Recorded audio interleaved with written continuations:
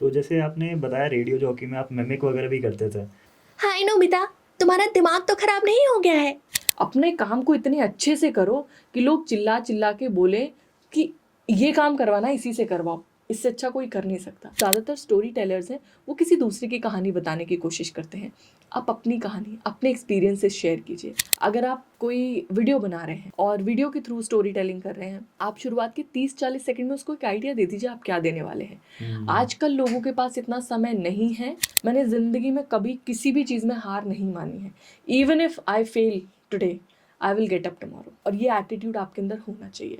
बड़े बड़े लोगों को सुनिए, बिल्कुल सुनिए, आपको मोटिवेशन मिलेगा, मगर अपने आसपास की कहानियों पर भी ज़रा नज़र डालिए।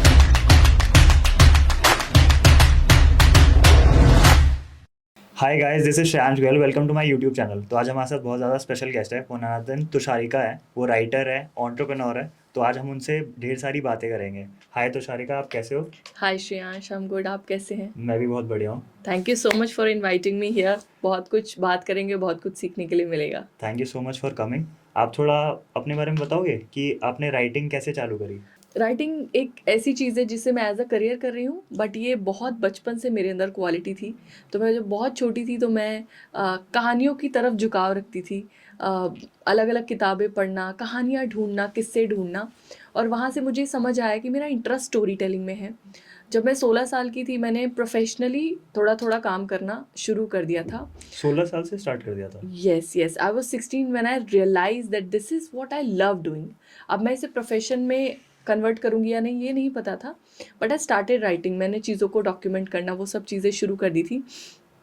और फिर I prepared for some examinations. वहाँ पर उतना अच्छा सक्सेस नहीं मिल पाया। Then I got into an agriculture university in 2017। That first year of graduation changed my life.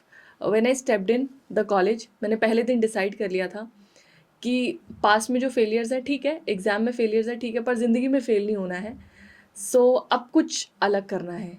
और कानपुर शहर ने मुझे बहुत सपोर्ट किया। मैंने वहाँ पर रेडियो किया, प्रिंट मीडिया में काम किया, कुछ दैनिक जागरण के इनिशिएटिव्स थे, उनका हिस्सा बनी, बहुत सारे एनजीओज़ में काम किया।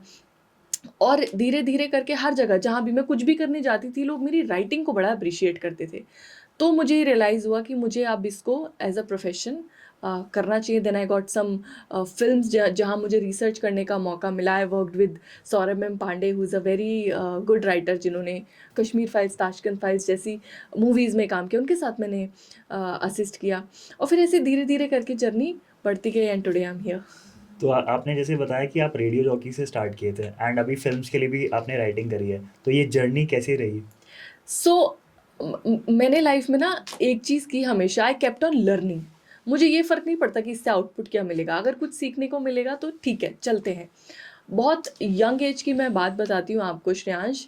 When I was in my college, मेरे दोस्त घूमने जाते थे, ट्रिप्स करते थे, they used to hang out, and I was the one who was focusing on my work.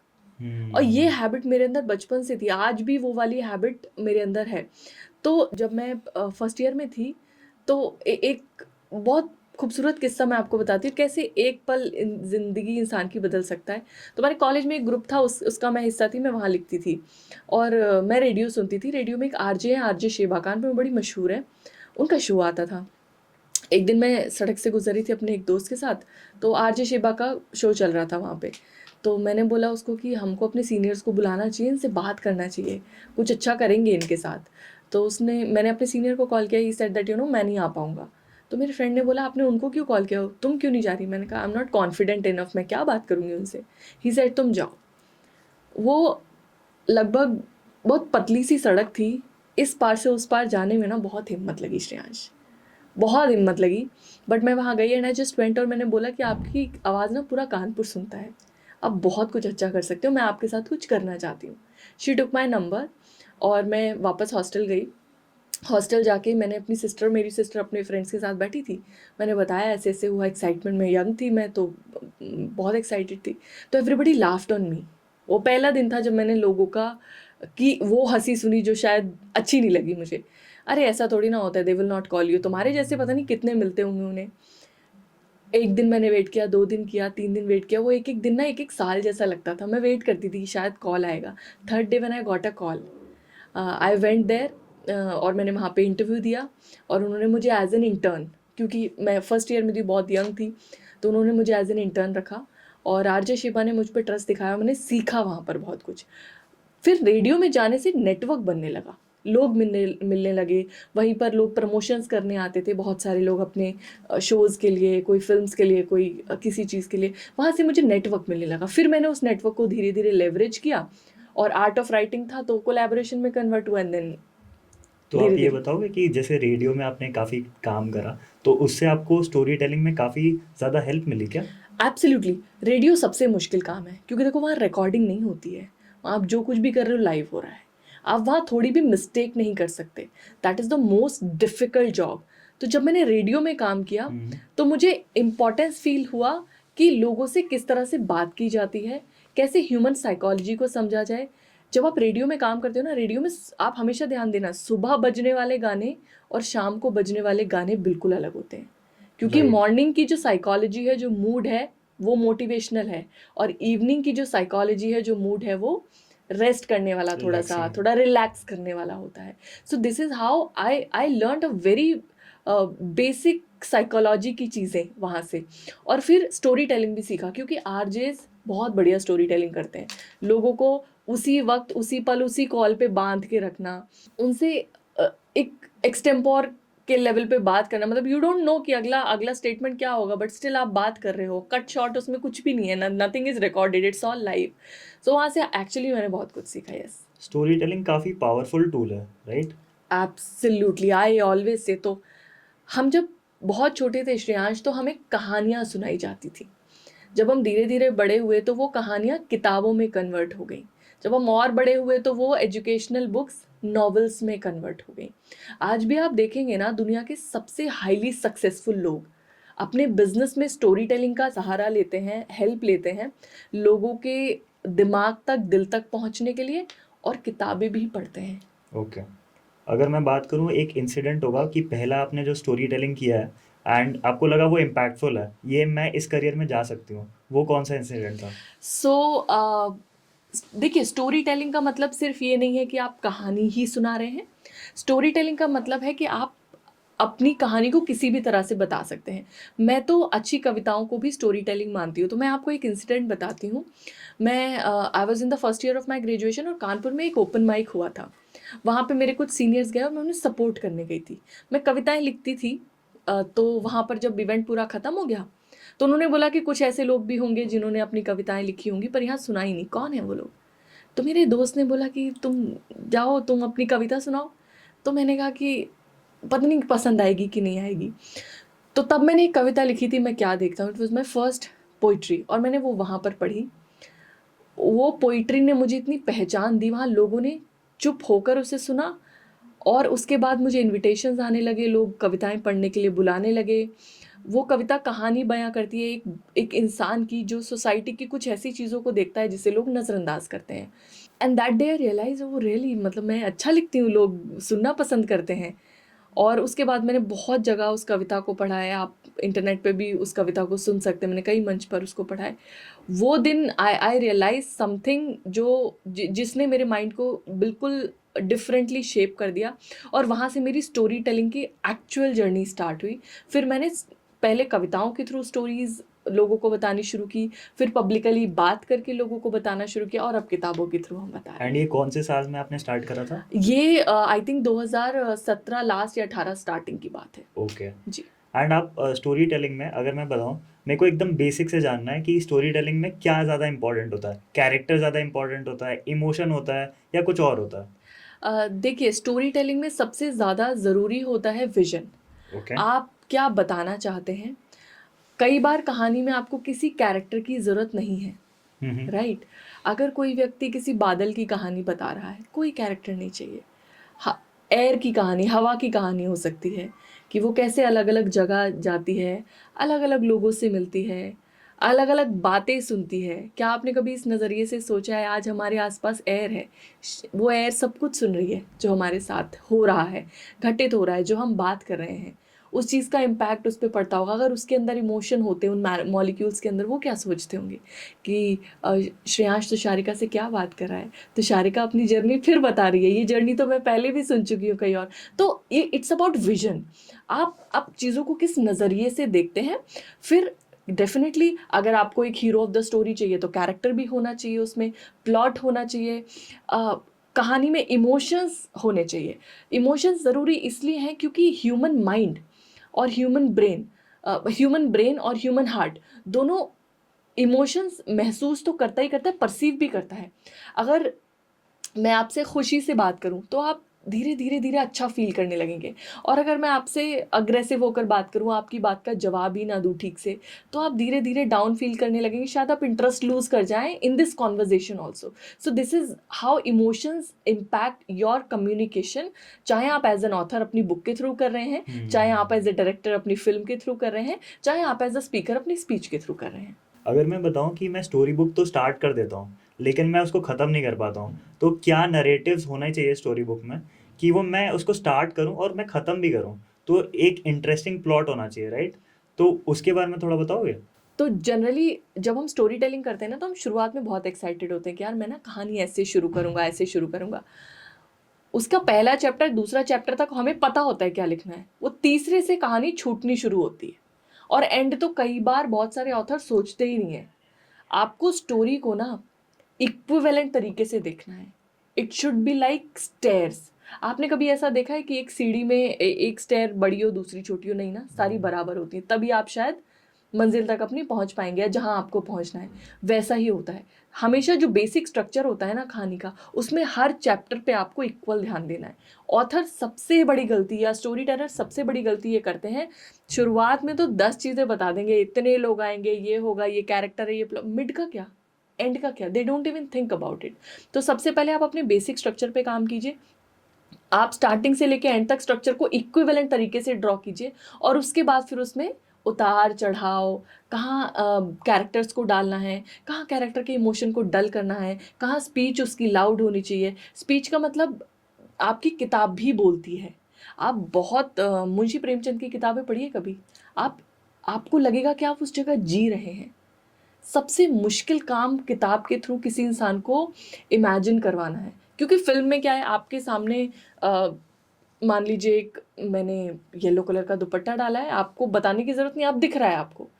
कहानी में आपको लिखना पड़ेगा, कहानी में आपको छोटी छोटी डिटेल्स पे ध्यान देना पड़ेगा। तो ये आर्ट ऑफ स्टोरी टेलिंग है। आप पूरे स्ट्रक्चर पे ध्यान दीजिए, शुरू से लास्ट तक आपको पता होना चाहिए कैसे लिखना है, फिर उसके बाद उसमें फ्लो कैसा होगा, कहाँ ऑथर को रिटेन करना, रीडर को रिटेन करना है, वो सारी चीज़ों पे आप ध्यान दीजिए। तो जैसे आपने अभी स्टोरी टेलर के बारे में इतना सारी चीज़ें बताई, तो मैं ये जानना चाहता हूँ कि स्टोरी टेलर इननेट स्किल होता है कि जैसे पहले से स्किल होता है हमारे में, कि या हम इनकलकेट कर सकते हैं, उसको सीखा जा सकता है? श्रेयांश, कहानी हर कोई सुनाना जानता है। आपकी दादी ट्रेंड थी? नहीं, पर कहानी सुनाना जानती थी, हाँ। आपकी मदर ट्रेंड स्टोरी टेलर है? नहीं, मगर आपकी मदर कहानी सुनाना जानती हैं। तो स्टोरी टेलिंग सबके अंदर है, 100% सबके अंदर है। हाँ, लिख के कहानी बता पाने की क्षमता या कला, उसमें समय लगता है। और मैं एक चीज़ बहुत अच्छे से ये मानती हूँ, बिलीव करती हूँ कि ये इननेट कैपेसिटी है। कुछ लोगों में ये कहानी गढ़ने की, रचने की और बताने की क्षमता बचपन से होती है। जब मैं बहुत बहुत छोटी थी ना, तब भी मैं किसी भी बात को स्टोरी के तौर पे कहती थी। वो मेरा भाई और बहन नहीं करते, दे डोंट डू दैट। तो it's a kind of way of life, या बिहेवियरल स्किल इसको कह सकते हैं। और अगर कोई सीखना चाहता है ये स्किल? 100% सीखी जा सकती है, इट टेक्स टाइम। सो मुझे मेरी लिखने की जो, राइटिंग की जो स्किल है, उसको पॉलिश करने में समय लगा, 5 से 6 साल लगे उसको पॉलिश करने में। लेकिन स्टोरी टेलिंग में उतना समय नहीं लगता। आप अगर जैसे आप as a podcaster, if you want to learn, वो जल्दी सीखा जा सकता है। तो जैसे मेरे को अगर एक इम्पैक्टफुल स्टोरी बतानी है एंड मुझे काफ़ी सारी जो स्टोरीज़ हैं उनमें से देख के एक इम्पैक्टफुल स्टोरी निकालनी है, तो मैं बहुत सारी गलतियां करते हैं, तो आप बताओगे कि क्या क्या मेजर गलतियां होती है लोगों से? तो मैंने जैसे आपको सबसे पहले बताया कि लोग शुरुआत पे तो ध्यान देते हैं, पर मिडल से स्टोरी को छोड़ देते हैं और लास्ट तक ध्यान नहीं देते। सबसे पहली गलती ये करते हैं। दूसरी, आजकल लोग ना बहुत कॉम्प्लिकेट करते हैं स्टोरी टेलिंग को। स्टोरी टेलिंग बड़ी सिंपल सी प्रोसेस है। आपको उसमें बहुत ज़्यादा चीज़ें डालने की ज़रूरत नहीं है. It's like cooking. मैं I love cooking. It's actually like cooking. You don't need to put a lot of spices. जितने ज़्यादा मसाले डालोगे उतना स्वादिष्ट नहीं होगा. It should be very simple. Ingredients आपके बिल्कुल स्वाद के अनुसार होने चाहिए. स्टोरी टेलिंग भी बिल्कुल वैसी ही चीज़ है. आप बहुत ज़्यादा चीज़ें उसमें मत डालिए. तीसरी, अपनी कहानी को बताने की कोशिश कीजिए. आज आप देखते होंगे श्रेयांश, ज़्यादातर स्टोरी टेलर्स हैं वो किसी दूसरे की कहानी बताने की कोशिश करते हैं. आप अपनी कहानी, अपने एक्सपीरियंसेस शेयर कीजिए. आप क्या देखते हैं, आपका नज़रिया क्या है, आपका टच क्या है, आपका टेक क्या है. तो उसको एक पर्सनलाइज इफेक्ट दीजिए जिससे लोग जब आपको पढ़े ना तो उनको महसूस हो कि हाँ ये श्रेयांश ही है. Right. So these are the things. बहुत ज़्यादा कॉम्प्लिकेट नहीं करना है प्रोसेस को. You have to keep it very simple. It's a very normal thing. बस कहने और लिखने की कला है. ओके. जैसे आपने ये स्टोरी टेलिंग के बारे में इतना सारी चीज़ें बताई, तो अगर मैं कुछ टेक्निक जानना चाहता हूँ कि जो मेरा जो स्टोरी टेलिंग है वो ज़्यादा एनहांस कर देगा, तो कुछ टेक्निक्स आप बताओगे? सो देखो, इसमें कोई ट्रिक्स एंड टेक्निक्स नहीं है. It's just a behavioural thing, या एक आर्ट की तरह आप इसको ले सकते हैं. हाँ, एक एक शॉर्टकट अच्छा बता सकती हूँ. जैसा लिखना चाहते हो आप लगभग 5 से 6 दिन वैसी ही चीज़ें पढ़ो. आप 2 कहानियाँ लिखना, एक बिना कुछ सुने, बिना कुछ पढ़े, और एक कहानी लगभग 10, 15, 20 चीज़ें उस तरह की पढ़ के जो आप लिखना चाहते हो. अगर आप मान लो कोई लव स्टोरी लिखना चाहते हो तो एक लव स्टोरी आप लिखो, या उसी लव स्टोरी को लिखो बिना कुछ पढ़े, और उसी लव स्टोरी को 10, 15 स्टोरीज पढ़ के लिखो. तो आपकी जो राइटिंग स्किल है ना वो अपने आप इन्हांस हो जाती है. If you want to be a good writer और a good orator, a good speaker, you need to be a good reader. अगर आप किताबें नहीं पढ़ते हैं तो आप एक अच्छे स्टोरी टेलर नहीं बन पाएंगे. आप एक अच्छे लेखक नहीं बन पाएंगे. जितना ज़्यादा आप पढ़ेंगे ना उतनी आपको विचारधाराएं मिलेंगी, उतनी आइडियोलॉजी मिलेंगी, उतने डिफरेंट माइंडसेट, उतने डिफरेंट थॉट प्रोसेस आपको देखने के लिए, सुनने के लिए मिलेंगे. और आप जब 10, 15, 20 लोगों को पढ़ लेंगे ना श्रेयांश, उसके बाद जो आप लिखेंगे, आप दोनों को कंपेयर करके देखिए. There will be a huge difference that you will find. And अगर मैं बात करूँ लेखक की, तो उसको एक ये चाहिए कि हुक चाहिए स्टोरी में, कि ये हुक है, इस तरफ जा रहा है, एंड फिर एक चेंज हो जाता है. तो वो हुक कैसे लेके आते हैं स्टोरीज में? सो हुक के लिए देखिए, अब इसमें भी बहुत सारी चीज़ें हैं. अगर आप किसी यूट्यूब वीडियो की बात कर रहे हैं, जैसे हम बहुत सारे लोगों के लिए यूट्यूब में भी उनको हेल्प करते हैं कंटेंट लिखने में. यूट्यूब वीडियो की बात करें तो हमारे पास ड्यूरेशन बहुत कम है. हम क्या मैसेज देना चाहते हैं उसको एक एक्साइटिंग स्टेटमेंट में कन्वर्ट करके 15 सेकंड 20 सेकंड में इनिशियली डिलीवर करना है, ताकि लोग हमारे साथ रुके रहें, क्योंकि आज लोगों की रिटेंशन बहुत कम है. मगर अगर हमारे पास एक बुक है, मान लीजिए एक किताब है पूरी, तो मेरे पास 1 से 2 पेजेस का मार्जिन होता है. तो उस इनिशियल हुक में हम क्या करते हैं, हम लोगों को वो देने की कोशिश करें जो वो सुनना चाहते हैं. जैसे अगर आप किसी फाइनेंस की किताब की बात करते हैं, तो पर्सनल फाइनेंस की किताब इंसान क्यों पढ़ेगा? इसलिए कि वो अपनी लाइफ में उसको अप्लाई कर पाए. आप इनिशियली बुक में उसको बताइए उसको बुक से क्या मिलेगा. अगर आप कोई वीडियो बना रहे हैं और वीडियो के थ्रू स्टोरी टेलिंग कर रहे हैं, आप शुरुआत के 30-40 सेकंड में उसको एक आइडिया दे दीजिए आप क्या देने वाले हैं. आजकल लोगों के पास इतना समय नहीं है कि वो आपकी पूरी बात सुने और फिर उसमें से आइडिया निकाले, या उनको क्या आउटपुट मिलेगा वो देखें. You have to give a vision in the starting 20-30 second when you are making a video. या आप अगर एक किताब लिख रहे हैं तो आप स्टार्टिंग के 1 से 2 पेज में उसको विजन को दीजिए. जैसे आप कभी नेपोलियन हिल की बुक है थिंक एंड ग्रो रिच, बड़ी कमाल की किताब है. राइट. आप उसकी स्टोरी टेलिंग देखिएगा, आपको शुरुआत के चैप्टर्स में ही वो बता देगा आपको पूरी किताब में क्या मिलने वाला है, मगर फिर भी आप एज अ रीडर उसके लास्ट पेज तक पढ़ेंगे. This is the power of good story telling. Okay. Yes. Got it. तो जैसे आपने यूट्यूब का बताया काफ़ी सारे, तो यूट्यूब हो गया, फिल्म्स हो गए, बुक्स हो गए, एंड रेडियोज़ हो गए, इनमें सब में स्टोरी टेलिंग डिफरेंट होती है. तो आप बताओगे कि क्या डिफ़र करता है ये सारी चीज़ों में? यस. सो बहुत अच्छा क्वेश्चन है. तो लोग ना स्टोरी टेलिंग को सिर्फ ये सोचते हैं कहानी सुनाना या अपनी कहानी बताना. It's not like that. आप किस प्लेटफॉर्म पे बता रहे हैं, आप किस एज ग्रुप को बता रहे हैं, आप किस जेंडर के लोगों को टारगेट कर रहे हैं, आपकी स्टोरी का टारगेट ऑडियंस क्या है बेसिकली, ओके. आप किस माध्यम से बता रहे हैं. स्टोरी टेलिंग बिल्कुल चेंज हो जाती है. कहानी आपकी सेम है मगर उसे बताने का तरीका बदल जाता है. अगर आप रेडियो में हैं तो आप रेडियो में आपको बहुत शॉर्ट एंड क्रिस्प वे में अपनी स्टोरी बतानी पड़ेगी। वहाँ व्यक्ति के पास 1 घंटा नहीं है, आप 1 घंटा कोई स्टोरी नहीं सुनेंगे। मगर अगर आप किसी किताब में उस कहानी को दे रहे हैं, आप किसी रीडर को दे रहे हैं, आपको उस किताब के थ्रू उस रीडर की इमेजिनेशन डेवलप करनी पड़ेगी।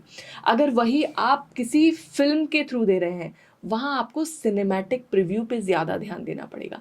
तो जब आप प्लेटफॉर्म चेंज करते हैं, मोड चेंज करते हैं स्टोरी टेलिंग का, तो आपका जो स्टोरी टेलिंग का तरीका है, जो प्रेजेंटेशन है, वो भी बदल जाती है। ओके। जैसे आपने रेडियो में भी काम करा है, तो उधर ऑन एयर मोमेंट्स हुए होंगे कुछ, तो उसके बारे में थोड़ा बताओगे कि वहाँ पे कोई ऐसा स्टोरी जो आपको काफ़ी प्रभावित कर गया? सो एज अ जूनियर मैं वहाँ बहुत काम करती थी। वो कह सकते हैं कि डेब्यू था मेरा इन द इंडस्ट्री। तो मैं ना इनोवेट करती, तो मैंने वहाँ पे एक कैरेक्टर इनोवेट किया था, and I use to mimic with my RJ. तो RJ Sheba use to do the show, और इन बिटवीन मैं मिमिक करती थी। एक किस्सा नहीं, बहुत सारे ऐसे किस्से वहाँ पर हुए हैं। कई बार ऐसी ऐसी कहानियाँ सुनने के लिए मिलती थी, ऐसी ऐसी बातें, ऐसी ऐसी चीज़ें सुनने के लिए मिलती थी। और एक चीज़ जो मैंने महसूस की, श्रेयांश, डिजिटलाइजेशन के बाद हम लोग बहुत सोशल हो गए हैं। शायद पहले हमारे 5,000 फ्रेंड्स नहीं होते थे, मगर आज 5,000 फ्रेंड्स हमारे फेसबुक पे हैं, राइट। पहले शायद हमारे 100 लोग या 200 लोग हमें कभी फॉलो किया करते थे, या हम हमारी बात सुना करते थे। आज हमें हज़ारों लोग फॉलो करते हैं। किसी भी बहुत इनिशियल स्टेज के अकाउंट पे भी देखोगे तो भी उसको 1,000-2,000 लोग फॉलो कर रहे हैं, देख रहे हैं, व्यूज़ हैं। इन सब में ना हम वो पर्सनल कनेक्ट लूज़ कर चुके हैं। रेडियो में मैंने ये रियलाइज़ किया, लोग अपनी बात कहने के लिए रेडियो का माध्यम चुनते हैं। जब आरजे बोलते थे ना कि क्या आप अपना एक्सपीरियंस शेयर करना चाहते हैं तो हमें कॉल कीजिए इस नंबर पे, वो इसलिए नहीं कॉल कर रहे हैं कि उनको सिर्फ आरजे से बात करना है, वो इसलिए कॉल कर रहे हैं कोई तो मुझे सुने। We are talking about story telling, but who is listening to your story? क्या हम एक दूसरे की कहानी सुन रहे हैं? We are not doing that, right. Right. बहुत बेस्ट, मैं शायद एक बहुत दिमाग को हिलाने वाला फैक्ट या बात हो सकती है, हम में से बहुत सारे लोग चेतन भगत की हाफ गर्लफ्रेंड वाली स्टोरी जानते हैं, ठीक है, मगर क्या आप अपने किसी कलीग की कहानी जानते हैं? नहीं पता आपको उसकी लाइफ में क्या हुआ है। That is the major drawback of today's life. We are listening to the stories who are famous, we are not listening to the stories जो हमारे आसपास हैं, not listening to them. This is what I realised when I did that radio. लोग पागलों की तरह phone करते थे, दे यूज टू कॉल, और वो बताना चाहते थे अपनी चीज़ें, वो भूख उनके अंदर सिर्फ इसलिए क्योंकि कोई सुन ही नहीं रहा है उनकी। और यही स्टोरी टेलिंग का बेनिफिट है। आप उनकी कहानियाँ सुनाइए, और अच्छे स्टोरी टेलर्स, मैं आप सबको कहना चाहती हूँ, लोगों की कहानियों की आवाज़ बनिए, उनकी बातें सुनिए भी। You as a speaker should be a good listener also, right? I listen to a lot of story, I meet a lot of people, I read a lot of books, and that's what makes me a good speaker or a good storyteller maybe. So this is something that motivated me to be a storyteller. मैंने अभी तक अपनी कहानियाँ लिखी हैं बहुत, लेकिन अब मैं दूसरों की कहानियाँ लिख रही हूँ, अब मैं दूसरों की स्टोरीज़ को आवाज़ दे रही हूँ, अब मैं उनकी कहानियों को लोगों तक लेकर जा रही हूँ। और मैं सबसे रिक्वेस्ट करना चाहूँगी श्रेयांश, आपके थ्रू, आज हम स्टोरी टेलिंग पे बात कर रहे हैं, बड़े बड़े लोगों को सुनिए, बिल्कुल सुनिए, आपको मोटिवेशन मिलेगा, मगर अपने आसपास की कहानियों पर भी ज़रा नज़र डालिए। तो जैसे आपने बताया रेडियो जॉकी में आप मिमिक वगैरह भी करते थे, तो क्या चीज़ आप मिमिक वगैरह करते थे? So I use to do a lot of things. मुझे कार्टून्स की मिमिक्री करना पसंद था। आप कुछ करके दिखाओगे? सो ये थोड़ा सा शायद फ़नी हो जाएगा, बट आई कैन ट्राई। या अभी थोड़ा सा गला उतनी अच्छी कंडीशन में नहीं है, बट देन मैं थोड़ा बहुत डोरेमोन को कर लेती हूँ मिमिक, या थोड़ा बहुत मतलब कुछ कार्टून कैरेक्टर्स कर लेती हूँ। एक्टर्स वगैरह को नहीं कर पाती। हाँ, आई हैव एन आर्ट कि मैं थोड़े एक्सेंट कॉपी कर लेती हूँ, जैसे आई कैन कॉपी और मिमिक मराठी एक्सेंट में भी, कि मराठी पर्सन हिंदी में कैसे बात करता है। डोरेमोन करता है। हाय नोबिता, तुम्हारा दिमाग तो खराब नहीं हो गया है?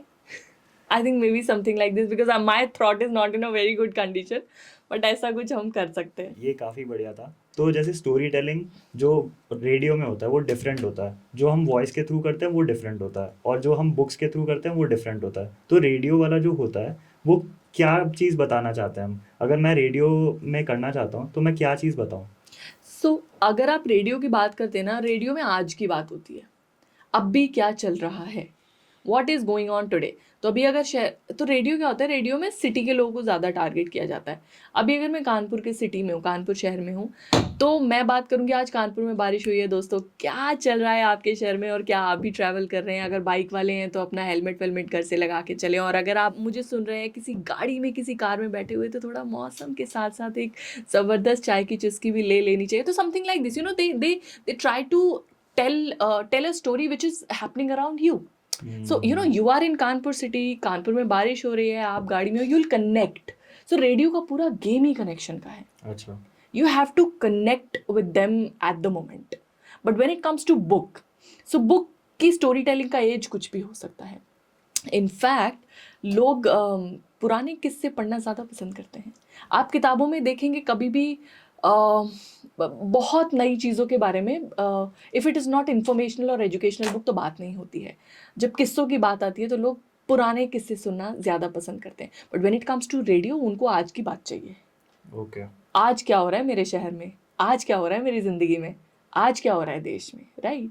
सो अभी जैसे कुंभ का है, तो कुंभ के बारे में बहुत बात हो रही है, क्या ट्रैवल कर रहे हो आप भी, है ना, you know, something like this. तो ये सब चीज़ें रेडियो में जब आप हो तो आपको ध्यान रखना पड़ेगा।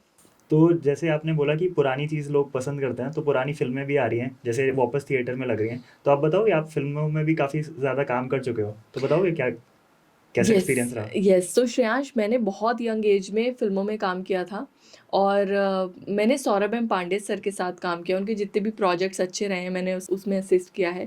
ताशकंद फाइल्स में फ़िल्म के प्रमोशन में बहुत काम किया था। उस फ़िल्म की प्रमोशनल वीडियोज़ बहुत सारी थी जिनमें आवाज़ दी थी और कंटेंट दिया था। इसके अलावा बहुत सारी फ़िल्मों में रिसर्च किया है। कुछ एक दो अच्छी फ़िल्में उम्मीद है कि अगले 2 से 3 साल में रिलीज़ होंगी, जिनमें प्रॉपर वर्क हमने किया है। So when it comes to film, your way of storytelling changes. मतलब आपका तरीका बिल्कुल बदल जाता है उससे काफ़ी पहले। इंटेंस कॉन्वर्सेशंस होती है ना फ़िल्म में?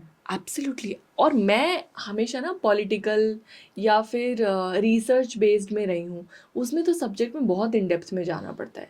अगर आप किसी स्कैम की बात कर रहे हो, तो आपको एक एक चीज़ डिटेल उस स्कैम का पता होना चाहिए। तो ये बहुत डिटेल रिसर्च और रिस्पॉन्सिबिलिटी का भी काम है। मैं हमेशा कहती हूँ श्रेयांश, स्टोरी टेलिंग बहुत जिम्मेदारी की चीज़ है। आपकी कहानी अगर कोई गलत मैसेज दे रही है, तो वो सोसाइटी में गलत इम्पैक्ट भी छोड़ेगी और एक गलत नैरेटिव भी सेटअप करेगी। So if you are a story teller, ऐसा मत सोचो कि माइक के सामने बैठ के कुछ भी बोलना है। What you should be very responsible about what you are speaking. Okay. तो बिगेस्ट चैलेंजेस क्या आते हैं इसमें? सबसे पहला चैलेंज तो पेशेंस का है।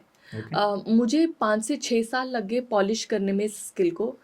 आजकल लोग उतना पेशेंस नहीं रखते हैं। दूसरी चीज़, जैसा मैंने आपको बताया, don't try to copy anyone, you be yourself.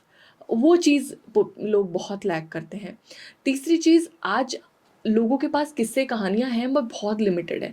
उसका कारण ये है कि हम एक दूसरे को सुनते नहीं हैं और हम पढ़ते नहीं हैं। सो मैं एक पब्लिशिंग हाउस भी रन करती हूँ, विच इज़ टीएस पब्लिकेशन, जहाँ हम ऑथर्स को बुक लिखने में, पब्लिश करने में, मार्केट करने में हेल्प करते हैं। हमारा फोकस ही ये है कि हम लोगों में वो वैल्यू इनकलकेट करें कि भाई, कम बैक टू बुक्स, पढ़ो किताबें।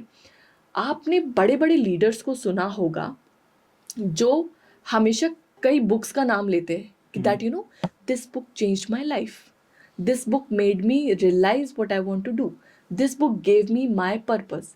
A lot of people are living without purpose because they're not reading anyone or they're not listening to anyone. You know, they're just scrolling on their screen. और ये बहुत dangerous है। So when it comes to books, जब आप books की बात करते हैं, so it's very important for you to understand कि आप जो बात बताना चाह रहे हैं वो 200 पन्ने में, उस बात को कोई व्यक्ति पढ़े भी। You know, you have to give your message in a very right way. So being a story teller, मुझे ये बहुत, आपने जब रिसर्च किया होगा मेरे बारे में, बहुत सोशली आपको चीज़ें नहीं मिली होंगी, बिकॉज मैं बहुत कॉशियस हूँ। मैं जो भी लिख रही हूँ श्रेयांश, उसका किसी की साइकोलॉजी पे या मेरी सोसाइटी पे या मेरे देश पे कोई गलत इम्पैक्ट नहीं पड़ना चाहिए। तो जैसे हमने बात करा कि काफ़ी लोग आजकल बुक्स से दूर भाग रहे हैं एंड काफ़ी कुछ आ गया है, फिल्म्स वगैरह देख लेते हैं, तो बुक्स का इतना स्कैरसिटी क्यों हो गया? बुक्स से लोग दूर नहीं भाग रहे हैं। हर रोज़ 10 लाख से ज़्यादा किताबें बिक रही हैं। लोग किताब खरीद रहे हैं, अपने बुक शेल्फ में रख रहे हैं, उसके साथ स्टोरी डाल रहे हैं, मगर पढ़ नहीं रहे हैं। अच्छा। Yes. 80% of the people who buy book, they don't read it. उनमें से कुछ percent people they just read it partly, वो कंप्लीट ही नहीं करते हैं। और कुछ ही लोग हैं जो किताब पढ़ते भी हैं और उसको रिवाइज भी करते हैं। आपको पता है, एक किताब को एक बार पढ़ने से आप जो मैसेज उसमें से निकाल पाएंगे, अगर आप उसको 10 बार पढ़ेंगे तो you will be able to realise कि इसमें कुछ और भी है। Okay. You should revise your book. Okay. आपको एक किताब को बार बार, कुछ किताबें तो हैं पढ़नी ही चाहिए। If you are talking about the power of subconscious mind, if you are talking about books that are written by mister Shiv Khera, आपको बार बार पढ़नी चाहिए ये किताबें। ओके। यस।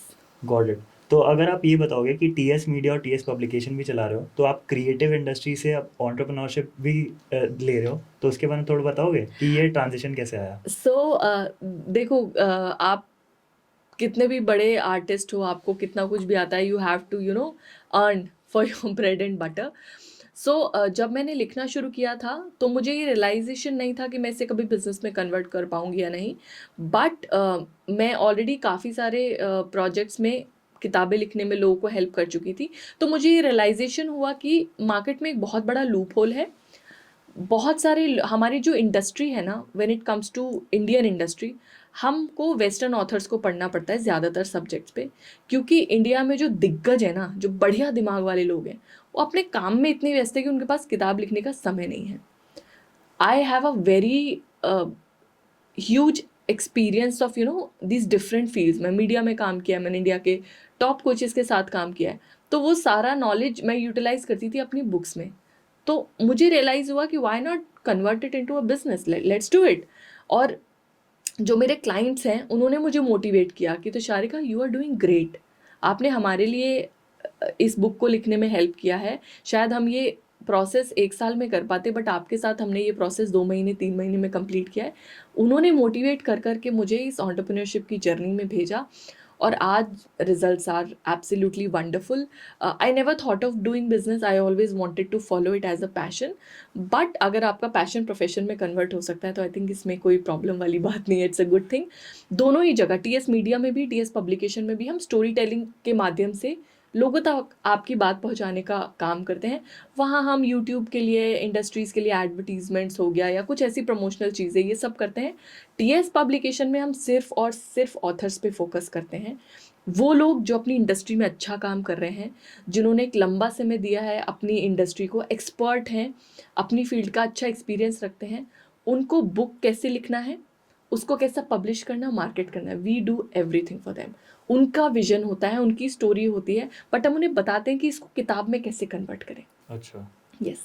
तो जैसे आपने बताया कि आपने काफ़ी पर्सनालिटीज़ लोगों के साथ काम करा है, कोचेस के साथ काम करा है, इन्फ्लुएंसर्स के साथ काम करा है, Yes. जैसे मनीषा रानी हो गई, एंड आपने राइटर्स के साथ भी काम करा है, जैसे चेतन भगत हो गए। Yes, yes. तो आप ये बताओगे कि उनमें क्या चीज़ आपको चेंजेस करने पड़े कि आप बेटर उनके लिए लिख सको, क्योंकि हर एक का डिफरेंट पर्सनालिटी है। Yes. तो क्या चेंजेस करने पड़े आपको? सो अभी जैसे आपने चेतन भगत जी का नाम लिया, is a very big name of this industry.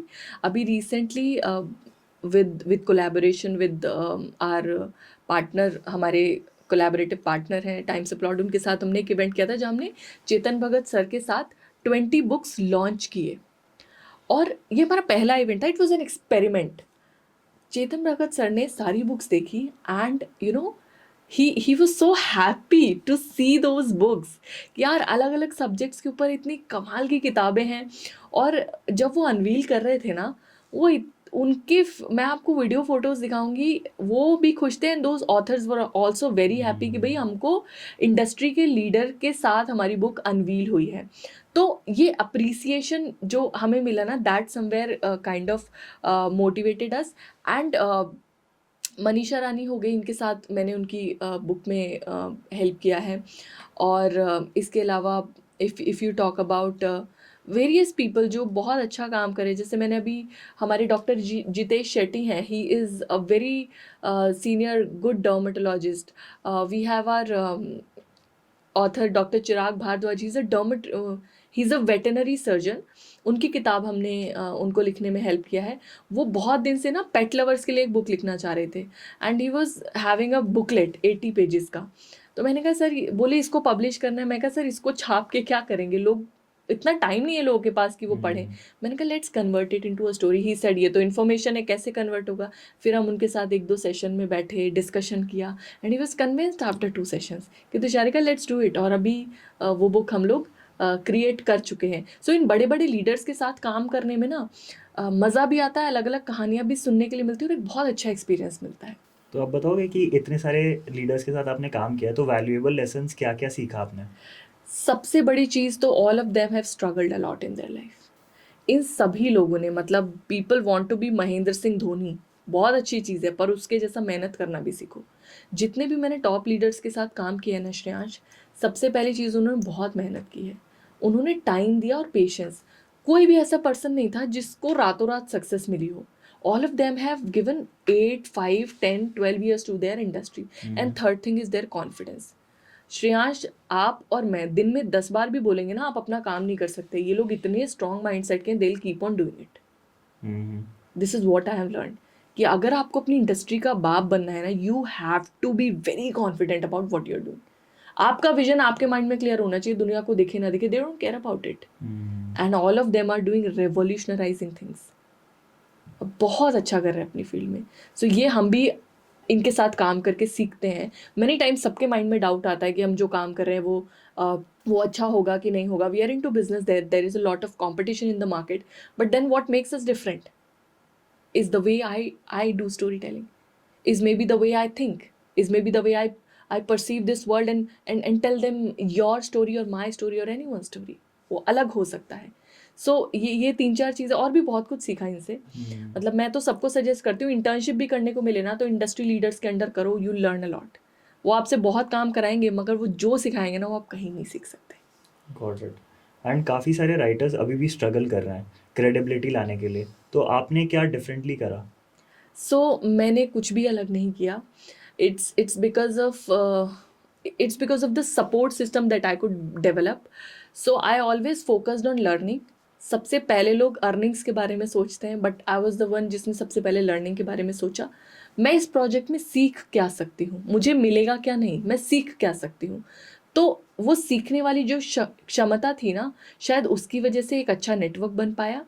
उस अच्छे नेटवर्क को आज मैं लेवरेज कर रही हूँ। The most powerful thing in this world is your network. आपको कहीं जाना नहीं पड़ता है। There are 100 hands that will come to you and they will help you. Wherever I am today Shreyansh, it will be a very egoistic statement if I say कि मैंने सब कुछ खुद किया, नहीं। बहुत लोगों ने सपोर्ट किया है हमारी जर्नी में आज यहाँ तक पहुँचने के लिए। मैं एक एक नाम नहीं ले सकती, बट मैं बहुत शुक्रगुजार हूँ उन सभी लोगों की जिन्होंने इतना विश्वास दिखाया और यहाँ तक पहुँचे। तो जो लोग अपनी ज़िंदगी में सक्सेसफुल होना चाहते हैं, अर्न करने का सोचिए, bread and butter is very important, पर सबसे पहले लर्निंग और सर्विस। आप जब अच्छी सर्विस देते हैं ना श्रेयांश, हमारा माउथ टू माउथ रेफरल बहुत होता है। हम अगर किसी को एक बुक लिखने में हेल्प करते हैं ना, वो बंदा हमें 10 बंदे ला के देता है, वो खुद जाके बोलता है यार ये बहुत अच्छा काम कर रहे हैं। अगर आपकी सर्विस अच्छी है, किस्सा आपको सुनाती हूँ, मैंने कहीं पढ़ा था, उसमें एक मोची था, उसका बेटा बोला मैं शहर जा रहा हूँ काम करने, मैं तुम्हारी दुकान में काम नहीं करूँगा। तो उसने बोला कि क्या दिक्कत है? बोला यार दिन भर कोई काम नहीं आता, नहीं करना मुझे काम। तो बोला कि अच्छा चलो दुकान में एक बार चलते हैं। तो बोले कि ये, उसके फादर ने बोला कि यार बेटा काम तो तुम बोल रहे हो, ये चप्पलें इतनी सारी टूटी हुई हैं, इनको ठीक करो। बोला अरे मैंने ठीक करके दी थी, ये दोबारा डाल के चले गए। तो उन्होंने बोला तो तुमने अच्छे से ठीक नहीं की होगी। तो बोला अरे ऐसा कुछ नहीं है, यहाँ के क्लाइंट्स ही ऐसे हैं। तो मोची ने उसने बोला कि तुम शहर जाके भी क्या कर लोगे, मैं इतने समय से ये काम कर रहा हूँ, मैंने तुम्हें सिखाया, आई थिंक तुम्हें यही करना चाहिए। और एक चीज़ हमेशा याद रखना, भले ही तुम मोची बनो, जूता सीने वाला बंदा बनो, बट तुम्हारे इलाके में तुम्हारे जैसा दूसरा मोची नहीं होना चाहिए। अपने काम को इतने अच्छे से करो कि लोग चिल्ला चिल्ला के बोले कि ये काम करवाना इसी से करवाओ, इससे अच्छा कोई कर नहीं सकता। वही हमारा फोकस है। हम बहुत लिमिटेड लोगों के साथ श्रेयांश बहुत लिमिटेड प्रोजेक्ट्स करते हैं मंथली, मगर हम पूरा जी जान झोंक के वो काम करते हैं, क्योंकि हम आपकी कहानी को आगे लाना चाहते हैं। उस स्टोरी को जब कोई पढ़े तो ही शुड फील कि ये श्रेयांश की स्टोरी है। काफ़ी अच्छी बात कही आपने। तो जैसे अभी एआई वगैरह भी आ गया है, तो उससे भी काफ़ी ज़्यादा इन्फ्लुएंस हो रहा है स्टोरी टेलिंग।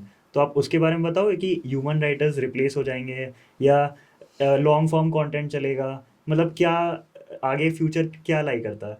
यस। सो इस पे ज़्यादा मतलब बहुत ज़्यादा बात होती है। आर्टिफिशियल इंटेलिजेंस एक बहुत बड़ा सपोर्ट सिस्टम बनेगा आगे जाकर राइटर्स के लिए, ऑथर्स के लिए। कभी भी कोई टेक्नोलॉजी आती है ना, वो हमेशा बेसिक लेवल की जॉब्स को इम्पैक्ट करती है। अगर आप एक हाई स्किल्ड काम करते हो, अगर आप एक माइंडसेट, आइडियोलॉजी, विजन, पर्सपेक्टिव पे काम करते हो, तो एआई आपका कुछ भी नहीं बिगाड़ सकता, बल्कि वो आपको सपोर्ट करेगा। हम आर्टिफिशियल इंटेलिजेंस को बहुत सारी जगह एआई को इस्तेमाल करते हैं, जैसे कभी कभी कोई आइडिएशन करना है, कभी कोई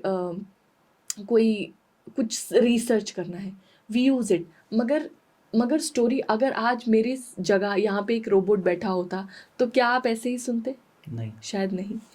मैं हमेशा बोलती हूँ कि आप आपके पेट के लिए आपको खाना ज़रूरी है, आपके ब्रेन के लिए आपको स्टोरीज ज़रूरी है। और वो स्टोरीज जब तक ह्यूमनाइज नहीं होंगी, जब तक ह्यूमन इमोशंस उसमें नहीं होंगे, तब तक it is not going to work out. जब कंप्यूटर आया था श्रेयांश, तो लोगों ने बहुत कहा था कि बहुत लोग की नौकरियां चली जाएंगी, अब तो भारत में भुखमरी आ जाएगी क्योंकि कंप्यूटर आ गया। लेकिन आज कंप्यूटर हमारे लिए सबसे बड़ा बून है। आज हम उसको इस्तेमाल करते हैं। अब तो लैपटॉप्स आ गए हैं। So we are utilising that technology. तो टेक्नोलॉजी सपोर्ट करने के लिए आती है, आपको रिप्लेस करने के लिए नहीं आती है। बट अगर आप काम ही बहुत बेसिक लेवल का कर रहे हो, जो किसी की लाइफ में वैल्यू ही नहीं ऐड कर रहा, तो आप रिप्लेस होगे। Got it. स्टोरी टेलिंग में सबसे ज़्यादा महत्वपूर्ण चीज़ ऑथेंटिसिटी भी रहती है, कि आपको ऑथेंटिक रहना पड़ता है। तो ये लोग फोकस नहीं करते, लोग इमोशंस, कैरेक्टर्स, ये सारी चीज़ फोकस करते हो। तो आप ऑथेंटिसिटी के बारे में बताओगे कि कितना ज़्यादा इंपॉर्टेंट है?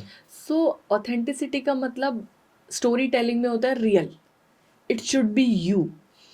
हर एक राइटर का और हर एक स्टोरी टेलर का एक तरीका होता है लिखने का और बोलने का। आजकल लोग किसी भी राइटर को कॉपी करते हैं। चेतन भगत सर एक बहुत रिनाउंड नेम है, शिव खेरा सर एक बहुत रिनाउंड नेम है, राधा कृष्ण पिल्लाई जी एक बहुत बड़ा नाम है, अक्षत गुप्ता जी एक अच्छा नाम है। अभी रिसेंटली मैं उनसे बुक फेयर में मिली भी थी, एक बहुत अच्छा नाम है। मगर इन सब में एक चीज़ आप देखेंगे, किसी ने किसी को कॉपी नहीं किया।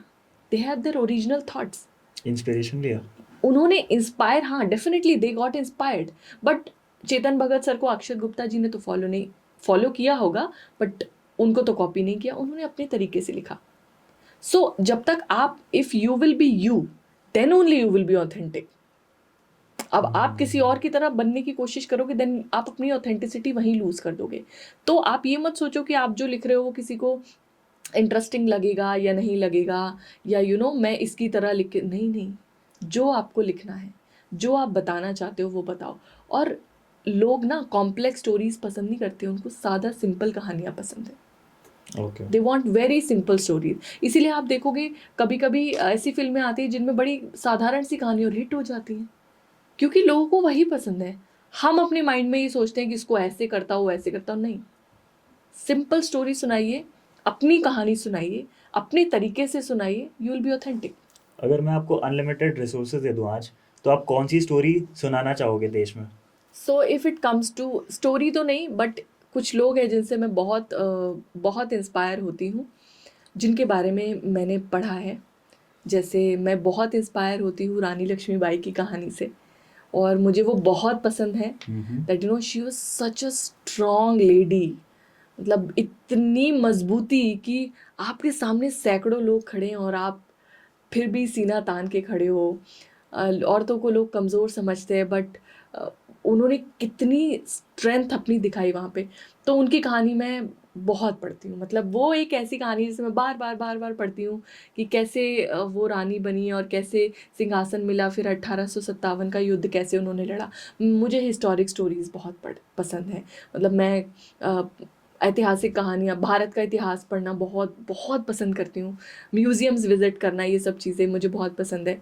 तो रानी लक्ष्मीबाई की कहानी में मुझे लगेगा कि बार बार मैं लिखना पढ़ना चाहूँगी। और एक लर्निंग के लिए I am very curious in decoding और अंडरस्टैंडिंग महाभारत। अच्छा। मतलब वो एक ऐसी कहानी है, मुझे लगता है कि पल पल आपको एक लर्निंग देती है, पल पल आपको बताती है कि ये गलती नहीं करनी चाहिए, पल पल आपको बताती है कि आपको सही रास्ता चुनना है तो कैसे चुन सकते हैं। तो that is a story that somewhere fascinates me a lot. आजकल स्टोरी टेलिंग ज़्यादा होता नहीं है, तो इसको आपने एक बिजनेस टाइप बना लिया है, तो स्टोरी टेलिंग को एज अ बिजनेस भी परस्यू कर सकते हैं क्या? और कर सकते हैं तो कैसे कर सकते हैं? सर, स्टोरी टेलिंग ही है। अगर आप ज़ोमैटो के फाउंडर की बात करते हैं, दीपेंद्र गोयल जी की, उन्होंने अभी एक कल्चर नाम से एक किताब लिखी है, जिसमें उन्होंने बताया है अपनी कंपनी में कैसे कल्चर फॉलो करते हैं, कल्चर क्या है, इम्पोर्टेंस क्या है उसका। ज़ोमैटो के बिलबोर्ड स्टोरी टेलिंग ही करते हैं, राइट। ज़ोमैटो के जो मैं तो बड़ा एग्जांपल देती हूँ, तो हमारी टीएस मीडिया कंपनी में मैं अपने राइटर्स को बहुत एग्जांपल देती हूँ कि ज़ोमैटो को देखिए कितनी क्रिएटिवली कहानी सुनाने के लिए 10 पेजेस की ज़रूरत नहीं, वो 4 स्टेटमेंट्स लिखते हैं, उसी में कहानी पूरी बता देते हैं। They also use story telling. बड़े बड़े ब्रांड स्टोरी टेलिंग यूज़ करें। आप पीएनजी के एड्स देखिए, आप विस्पर के ऐड देखिए, आप शांति आमला के ऐड देखिए, आप क्लासमेट के ऐड देखिए, आप ताज का ऐड देखिए, सब स्टोरी टेलिंग करते हैं। आप अपने आसपास आज आज कल और परसों 3 दिन आप देखिए, आपके सामने कितनी कहानियाँ आती हैं। Okay. You are surrounded by story telling. बड़े बड़े ब्रांड्स को ये रियलाइजेशन है कि उनको अपने कस्टमर तक पहुंचना है, तो वो स्टोरी टेलिंग से पहुंचेंगे। और वही अब वो बुक्स के थ्रू कर रहे हैं। एडवर्टीजमेंट के थ्रू उन्होंने ब्रांड का प्लेसमेंट किया, ब्रांड की स्टोरी सुनाई, बुक्स के थ्रू वो अपनी स्टोरी सुना रहे हैं। आपने लगभग 100 बुक्स के करीब लिखा हुआ है, तो आप उसके बारे में बताओगे कि कौन सा आपको बुक ऐसा लगता है कि आप बहुत प्राउड है वो बुक लिख के? हर एक बुक अपने आप में बहुत अलग है, बहुत अच्छी है। मगर अगर आप मुझे कुछ एक बुक्स के बारे में बोलेंगे जो मुझे लगता है कि बहुत एम्पावरिंग बुक्स रही हैं, तो भी हमारे एक ऑथर हैं डॉक्टर जितेश शेट्टी। उन्होंने एक किताब लिखी है, उनकी किताब में हमने उन्हें सपोर्ट किया है थोड़ा। उन्होंने किताब लिखी है सेल रीजनरेटिव थेरेपी के बारे में, और एक बहुत रिवॉल्यूशनराइजिंग कॉन्सेप्ट है। जब मैंने उनसे पहली बार बात की ना, तो मैंने पूछा सर आप ये किताब क्यों लिखना चाहते हैं? तो उन्होंने कहा कि मैं इंडिया को सेल रीजनरेटिव थेरेपी के थ्रू एक ऐसा गिफ्ट देना चाहता हूँ जो भारत को स्वस्थ बनाएगा, उनकी जो स्ट्रेसफुल लाइफ है बिकॉज ऑफ द डिसीजेस उसको कम करेगा, और उनकी लाइफ में हैप्पीनेस ऐड करेगा। सो हम जब भी किताब शुरू करते हैं ना, तो हम हमेशा अपने ऑथर का विजन पूछते हैं। When he said this, I realise that मैं कुछ अलग करने जा रही हूँ अब। एंड जब वो बुक मेरे हाथ में आई, मैंने उस बुक को पढ़ा, आई केम टू रियलाइज दैट वो इंटेंशन दिख रहा है इस बुक में। तो anything that is done for the welfare of society, वो एक अच्छी ही चीज़ है। हालांकि उसमें कहानी से बहुत ज़्यादा मोटिवेशन है, उसमें बहुत ज़्यादा इन्फॉर्मेशन है, मगर वो जो बुक लिखी गई है वो एक अच्छे मोटिव के लिए लिखी गई है। एक हमारे ऑथर हैं अतीक कुदालकर जी, उन्होंने एक किताब लिखी है स्टूडेंट्स के लिए। तो हमारे भारत देश में बहुत बच्चे गवर्नमेंट जॉब की तैयारी करते हैं, और इस दौरान बहुत मोटिवेशन की ज़रूरत होती है। तो वो बुक उन्होंने लिखी है अनलॉकिंग एम्प्लॉयमेंट थ्रू एजुकेशन। उस किताब में जो उन्होंने कहानियाँ सुनाई हैं, जिन बच्चों ने स्ट्रगल करके सक्सेस तक पहुँचे, you are going to love this. मुझे वो किताब बहुत पसंद आई, वो इतनी इंस्पायरिंग बुक है। और उस बुक में जो किस्से हैं ना, वो एक्चुअली में उन्होंने रियल लाइफ में देखे हैं, और वो हीरोज़ कलेक्ट करके उन्होंने वो स्टोरीज उसमें डाली हैं। वो बहुत लोगों की ज़िंदगी बदलेगी। ओके। जैसे अगर इतनी सारी सक्सेस स्टोरीज मैंने जान ली आपके बारे में, तो एक हार्डेस्ट फेज जानना है मुझे आपके लाइफ में, तो उसके बारे में थोड़ा बताओगे? So, as I told you that I got a lot of support system in past 2-3 years. उससे पहले मेरे पास कुछ नहीं था। I belong to a very middle class family। वहाँ से निकली तो ये था कि डॉक्टर बनना है। 2 साल 3 साल प्रिपेयर किया, नहीं क्वालिफाई हुआ, MBBS नहीं हुआ, अदर स्ट्रीम में जाना नहीं था। Then I got into this agriculture university. फिर ये क्रिएटिव चीज़ें कर रही थी, बट क्योंकि मैंने लर्निंग पे ज़्यादा फोकस किया, तो I was not earning anything. So people use to mock कि यार क्या करती है, पूरे दिन, और कुछ कुछ मिलता भी नहीं है, she is not earning anything, वो सब चीज़ें लोग बोलते थे। मेरे पेरेंट्स को भी बोलते थे, पेरेंट्स भी बहुत स्ट्रेस में थे, क्या करेगी अब ये। उसके बाद फिर then I shifted to civil services की चलो ठीक है, इधर इधर भी ट्राई करते, बट साथ साथ आई वॉज डूइंग, मतलब मैं एज अ फ्रीलांसर या story teller I was continuously working. ये फेज़ जो था ना मेरा 7-8 साल का, वो बड़ा स्टैग्नेंट फेज़ था। तो मैं हमेशा, आपने बड़े बड़े लोगों से सुना होगा कि ना जब आप स्ट्रगल करते हो तो एक एक टाइम होता है जो बिल्कुल स्ट्रेट होता है, आपको कोई ग्रोथ नहीं दिखती। वो मेरा 8 साल रहा वो टाइम, और वो टाइम इतना डिफ़िकल्ट था ना, रोज़ उठ के अपने आप को कन्विंस करना पड़ता था, आई विल डू इट, तू कर लेगी, you will be able to do it. रोज़ 8 साल में कितने दिन होते हैं आप गिन के देख लो। रोज़ सुबह वही सोच के उठना कि यार कुछ कर लेगी, रोज़ सुबह से शाम तक थक के घर वापस आना। कोई मतलब you are not getting any monetary benefit, but Shreyansh I was happy. मैं वो मेरे अंदर खुशी थी कि मैं फॉलो कर रही हूँ something that I want to do. So वो फेज़ मेरे लिए बहुत डिफ़िकल्ट था, क्योंकि तब कॉन्फिडेंस नहीं था, कुछ खास अचीवमेंट्स नहीं थे। आई वाज ट्राइंग, बट बहुत सारी चीज़ें हो रही थी, बहुत सारी चीज़ें नहीं हो रही थी। Finances were not good, you know, I was not able to earn anything much. तो वो समय बड़ा मुश्किल रहा, मगर मैं बहुत खुश थी, क्योंकि मैंने ना हमेशा वो किया जो जो मुझे लगा कि अच्छा है। अम, मेरा मैंने जब डिसाइड किया to shift into business, my parents were not ready for that. They were like, you prepare one more time for civil services and you will be able to do it. I said कि नहीं, अब now I want to take this decision, और अब मुझे इस field में जाना है। बट मेरे पेरेंट्स भी बहुत सपोर्टिव थे, वो कन्विंस हो गए कि ठीक है, वो कंसर्न थे टुवर्ड्स मी कि कर पाएगी या नहीं। Then when I shifted into business, 1.5 साल मैंने स्ट्रगल किया, फिर 8 साल का जर्नी तो है, फिर 1.5 साल struggle. I was not getting much results, I was trying, team कैसा मैनेज करना है, इनिशियली बहुत सारे चैलेंजेस होते हैं।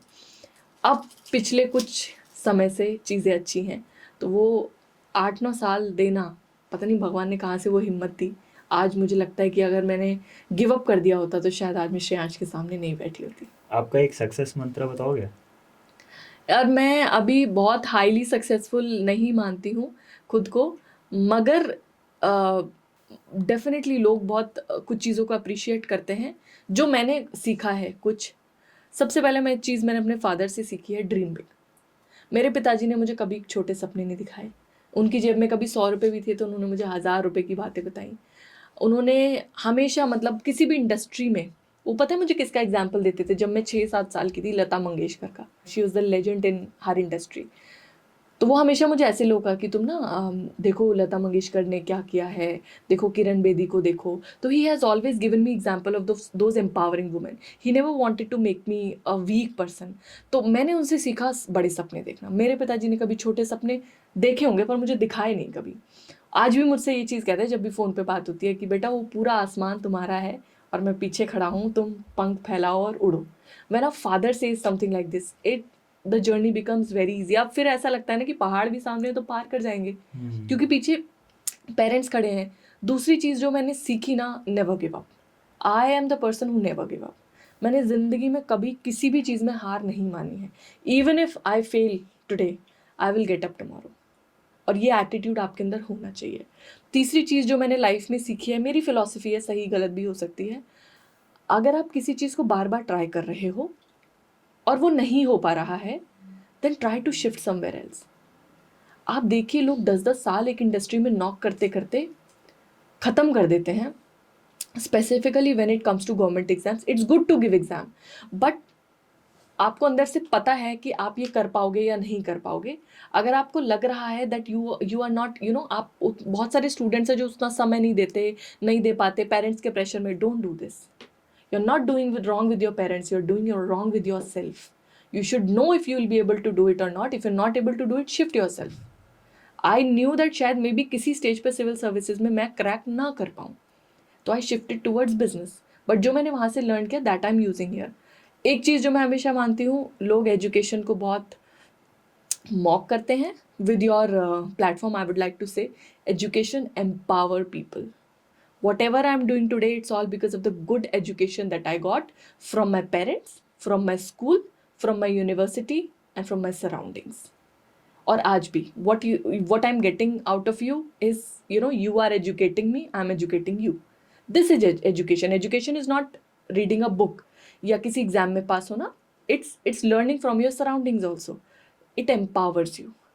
लोग बहुत आजकल इस चीज़ को लाइटली लेते हैं। भाई पढ़ो, रीड करो, और एक चीज़, be confident. Okay, you have to have confidence on your self even if nobody is understanding your vision. मैं जब सपने देखती थी तो लोग कहते थे कि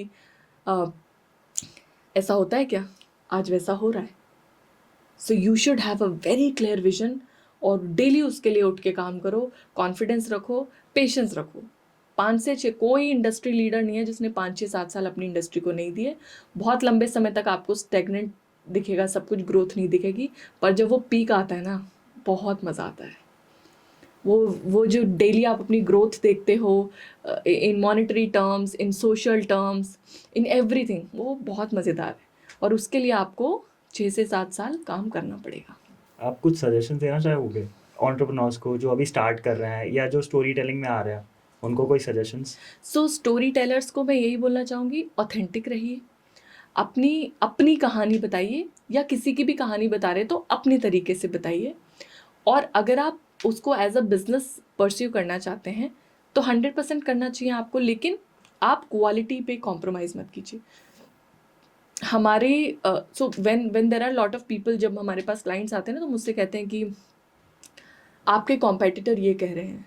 मैं बहुत कॉन्फिडेंटली बोलती हूँ, इंडिया में मेरा कोई कॉम्पिटिटर है ही नहीं, बिकॉज मैं महीने की 20 बुक्स लिख रही हूँ। भले ही मैं और मेरी टीम, मेरे पास एक अच्छी बड़ी टीम है, हम 300 इंटरव्यूज़ लेते हैं, 400 इंटरव्यूज़ लेते हैं, तब कभी कभी हमें 1% मिलता है या कभी कभी नहीं भी मिलता है। We are having a team of leaders जो अपनी इंडस्ट्री में बहुत अच्छा काम करें। आप मेरी टीम के किसी भी एक राइटर से बात करेंगे श्रेयांश, आपको ये नहीं लगेगा कि वो मुझसे कम है। मैनी टाइम्स हम उनसे सीखते हैं। आप 20 बुक्स पे काम कीजिए, 10 पे कीजिए या 1 पे कीजिए, मगर आपके जैसा काम दूसरा व्यक्ति ना कर पाए। We focus on 100% customer satisfaction. हमारा कस्टमर बोलता है कि क्या कर दिया तुमने, यही तो लिखना था मुझे। This is the actual earning that we है। वो जो अकाउंट में क्रेडिट होता है वो हमारी अर्निंग नहीं है। मैं आपको अपनी ऑथर साइन कॉपीज दिखाऊंगी, मेरे ऑथर्स ने लिखा है उस पर, Tusharika you have made my dream into reality, Tusharika you have done this. क्योंकि वो अपनी फील्ड के एक्सपर्ट है, उनको एक्सपीरियंस है, उनके पास टाइम नहीं है बुक लिखने का, और टाइम भी है तो उनको ये नहीं पता इसको किस स्ट्रक्चर में करना है। हम उनसे उनका एक्सपीरियंस लेते हैं, उसमें अपनी कुछ एक्सपर्टीज ऐड करते हैं, we converted into a book. तो ऑथेंटिसिटी का ध्यान दें सबसे पहले, कॉन्फिडेंस रखें और क्वालिटी से compromise. If you are in service Shreyansh, ये तो गलती करनी ही नहीं चाहिए कि आप क्वालिटी से कॉम्प्रोमाइज़ करें। आपका कस्टमर आपका मार्केटिंग एजेंट बनता है। हमारा कस्टमर हमको 10-10 कस्टमर ला के देता है कि भाई इनको बुक लिखवानी है, इनसे हेल्प कर लो, या इनको बुक पब्लिश करवानी है, इनकी हेल्प ले लो, या इनकी बुक मार्केट करनी है, इनकी हेल्प ले लो। Like this. हमें एड स्पेंड ज़्यादा नहीं करना पड़ता, हम कैश बर्न नहीं कर पा रहे हैं, हमें ज़रूरत नहीं पड़ रही है, क्योंकि हमारा कस्टमर जाके बात कर रहा है हमारे लिए, यार इनकी सर्विस बहुत अच्छी है। So if you are into service industry, into story telling and you are converted it into business, authenticity, quality, confidence, ये 2-3 चीज़ों पे काम करो। बहुत हार्ड नहीं है, it's not very difficult. Okay. Thank you so much for your time. It was great having you. It was wonderful Shreyansh, I learn a lot from you, और उम्मीद है कि हम बार बार मिलते रहेंगे, ऐसे बातचीत करते रहेंगे। शुक्रिया मुझे अपने इस प्लेटफॉर्म पे इनवाइट करने के लिए। Thanks from the whole TS publication family. मेरे राइटर्स ने आपके लिए स्पेशल मैसेज भेजा है कि वो आपको कुछ अच्छी किताबें गिफ्ट करना चाहते हैं। So next time when you will come, I will be definitely giving you some of the good books and you will love reading them. And अगर आप लोग ने यहाँ तक वीडियो देखा तो ये वीडियो को लाइक कर देना, और चैनल पे नए हो तो चैनल को सब्सक्राइब कर देना और बेल आइकन को भी दबा देना। चलिए मिलते हैं नेक्स्ट वीडियो में। Thank you guys.